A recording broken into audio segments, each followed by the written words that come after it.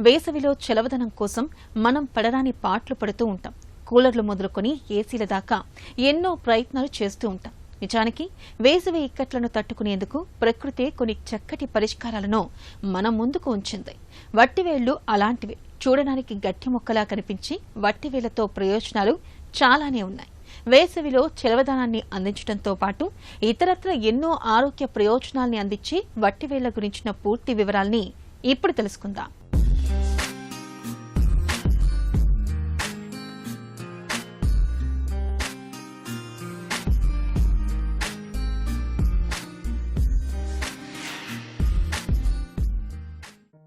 ఇక్కడ గడ్డిలాగా దుబ్బుగా కనిపిస్తున్నవే వట్టివేళ్లు.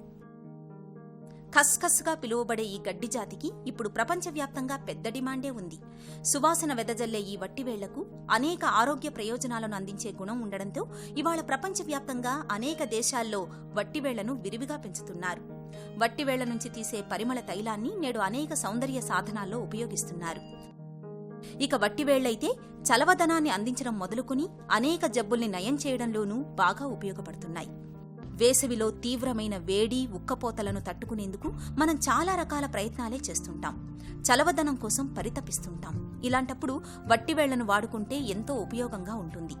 కిటికీలకు, ద్వారాలకు, బాల్కనీలలో వీటితో అల్లిన చేపలు వేలాడదీసి వాటిపై నీళ్లు చల్లుతుంటే సువాసన భరితమైన చల్లని గాలిని ఆస్వాదించవచ్చు. దీని నుండి వచ్చే సువాసన మనస్సునకు, శరీరానికి మంచి స్వాంతన చేకూరుస్తుంది. కూలర్లలో కూడా వట్టివేళ్ల చేపలను వాడొచ్చు. కూలర్లలో వాడే ఇతర చేపలకు కొంతకాలం తర్వాత బ్యాక్టీరియా చేరి ఆరోగ్యానికి హాని చేయడమే కాక దుర్వాసన కూడా వస్తుంది. కానీ వట్టివేళ్ల చేపలు వేసినందున వాటి నుండి వచ్చే సువాసన వలన బ్యాక్టీరియా దరిచేరకుండా ఉంటుంది. ఎన్నో ఆరోగ్య ప్రయోజనాలు కలిగిన వట్టివేళ్లను ఆయుర్వేదంలో ఎక్కువగా ఉపయోగిస్తారు.